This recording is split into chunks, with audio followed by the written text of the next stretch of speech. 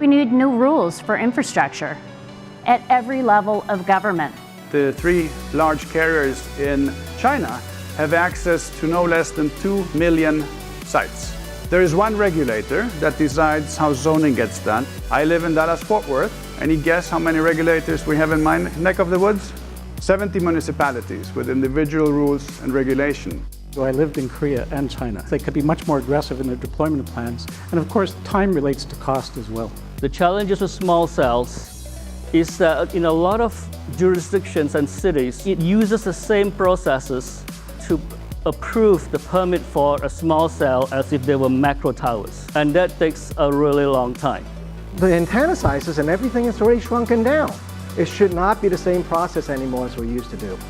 To actually get the layer of densification we need in the network, we really need efficient, cost-effective right-of-way access. And a lot has been said today already about infrastructure and how hard. Well, it's easy to deploy, it's hard to get permission to deploy.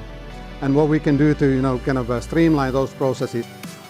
This is a race we must win, and I'm confident we can win.